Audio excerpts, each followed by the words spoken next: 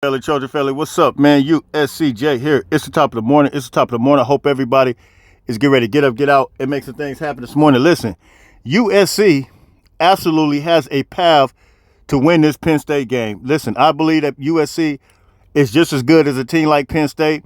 Of course, I believe our defense, dog work, is going to be coming into play. But I want to talk about the path to victory, and I want to talk about how USC can beat this team and what needs to happen in order to beat this team. Listen, you guys know that Penn State is coming with some physical presence. It's specifically off the edge. That's what they do. This team is they move and groove with these big time edge rushers. Man, that number 11 is an absolute force to be reckoned with. And I think that USC has to make sure they have containment on the tackle spot. Now, some say, look, how do we need to do this? Do we need to rotate offensive linemen? Do we need to see guys like Killian O'Connor come in at the center spot? Jonah Monheim go back to the tackle spot? That may be one solution, but I think that this offensive line has really been in the play for most of the year, and they played against good teams like Wisconsin. They played against Minnesota, and they've already been a unit that's been together. So, you know, you're really suggesting to put a new unit out there against a brand new defense, one of the best defenses that's going to be, especially from the edge position. When you're talking about two edge positions, I think they're probably one of the best. So the question is, how will we defend this? How will USC move and groove as it relates to that offensive line? So let's take a look at some information real quick. And I want to go back into Lincoln Riley's history, play calling wise, and look at what he did and what Baker Mayfield did. And real quick, before I get into some of that footage, you guys know I put a lot of information on Twitter. That's why I tell you guys to, when you come on here, make sure you like, share, and subscribe this video. Everybody comes on, make sure you hit that subscribe button. Make sure you hit that like button. We're putting out information, real-time information as it relates to this USC football program. Now, this is something I put out on Twitter, and there's a lot of people that question, like, Jay, why do you want certain things to happen? But here it is. I put this out. It says, we know that Penn State's game plan coming up this week will heavily feature their 4-2-5 defense with an aggressive rush blitz package. The real question is whether USC can neutralize that approach by countering with a strategic game plan, potentially incorporating RPOs and design run plays to exploit the gaps left by those blitz. Success will depend on USC's ability to adapt and execute efficiently and effectively. And so, look, this is what I put out there on Twitter, but I want to show you what Lincoln Riley did and what Baker Mayfield did, when pressure came. I went back, I looked at some film. There's some things that we don't even do, and I really believe play calling is affected because, look, there's no knock on Miller.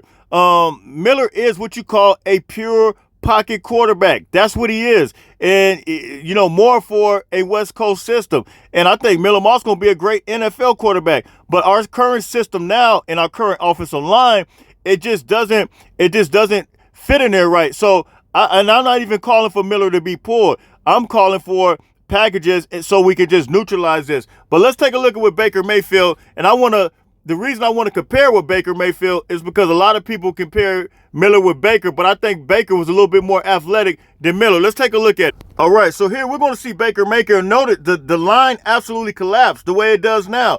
But you see Maker eluded the tackles and just kind of went up, and he just kind of went outside in. He was light on his feet, and the way he moved around in the pocket. But I want you to notice look at him here. When it collapsed, he absolutely stepped up in the pocket, and I think that's what either Miller does or even if Jaden Maeva. But look at the rollout. This is what I want to specifically talk about. Rolling out in order to make some things happen. We cannot sit back there in the pocket and think we're going to be, we could play patty cake Baker's man. And I think Lincoln should design it for a guy like Miller Moss or Jaden Maeva. I personally think Jaden Maeva, because he's the more athletic, will be better fit for that particular thing, just to roll out. Because those defensive ends, and then here's another design run. Those defensive ends are going to come crashing down. Look at this. When it collapsed on them, Baker just took the lane that was in front of him and just left. And this is what I think that a guy like Miller's going to have to do. if they don't decide to put Jaden Ivan in there for some packages. I think that, look, when it collapses like that, there is a small window, there's a small lane that you're going to have to take, and it's just going to have to hit it the same way we see a guy like Baker Mayfield hitting it, man. So you guys can hit me in the comment section. You guys can tell me what you think. These rollout, look at these rollout runs. Just instantly rolling out. You won't even give the defensive ends time. Yeah, now they will be after on you and after your tracks, but you're going to have some design plays. You're going to have some running backs, especially with that 2 running back set that they ran. You're going to have a running back going one way and another running back going another way. And, of course, you're going to have your receiver close to the end zone, so you're going to have options when you're rolling out. But I think this is the way that's going to protect Miller.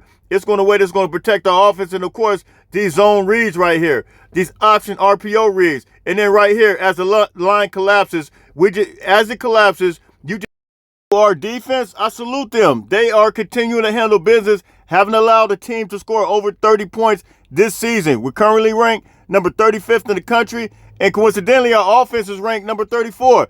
And by the way, our offense didn't score for the last 20 minutes. Let this sink. Our offense didn't score for the last 20 minutes of the USC football game versus Minnesota. The last 20 minutes, that is telling you that something is terribly wrong with the offense. There's something going on right now with USC's offense. It's the only score 17 points against Minnesota. When you had teams like Iowa that put up 31 points, that is telling you that something's wrong. Now, if you don't think something's wrong, you're lost in the sauce.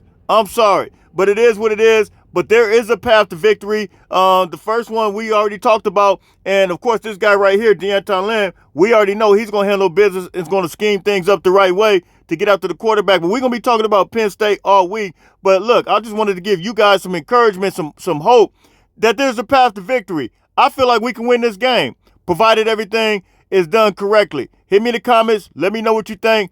Until later on, fight on, fight on, fight on.